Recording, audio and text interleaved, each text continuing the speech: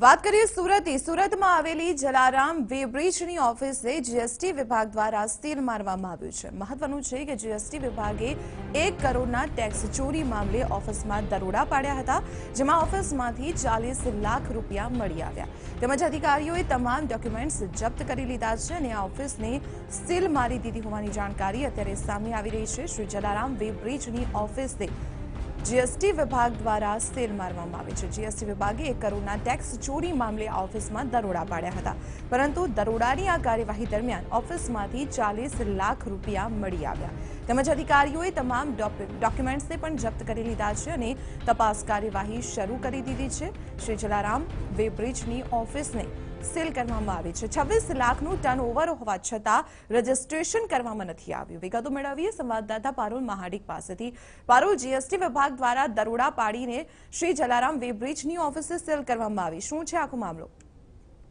Dipali, Udhna road પર આવેલા Jalaram weighbridge અને જલારામ સ્ક્રેપ પર અધિકારીઓ દ્વારા જીએસટીના અધિકારીઓ દ્વારા દરોડા પાડવામાં આવ્યા હતા, જેમાંથી 1 કરોડની ટેક્સ ચોરી પકડી પાડવામાં આવી છે।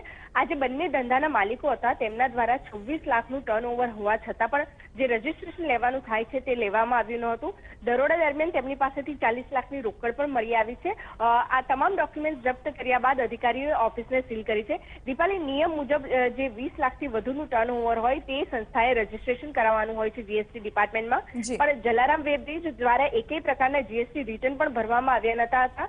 જે ધંધો થતો હતો તેના પર કોઈ જ ટેક્સ નહીં ભરવામાં આવ્યો હોવાની માહિતી જીએસટીના અધિકારીઓને મળી હતી અને તે આધારે આ બંને માલિકોના આવક જાવકના હિસાબો ચેક કરતા 26 લાખનું ટર્નઓવર મળી આવ્યું હતું અને જે આ કામગીરી કરવામાં આવી છે તેમાં બહાર એવું પણ આવ્યું છે કે જે તમામ સ્ક્રેપ હતો એ ગાંધીધામથી આવ્યો હતો, એટલે તે દિશામાં પણ અત્યારે જીએસટી ડિપાર્ટમેન્ટ દ્વારા તપાસ હાથ ધરવામાં આવી છે। જી પારુલ, આભાર માહિતી આપવા બદલ। તો આપણે જણાવી દઈએ જલારામ વેબ્રિજ કે જેનું ટર્નઓવર 26 લાખનું છે છતાં પણ જીએસટી રજીસ્ટ્રેશન કરવામાં નહોતું આવ્યું અને તપાસ દરમિયાન 1 કરોડની ટેક્સ ચોરી ઝડપી લેવામાં આવી।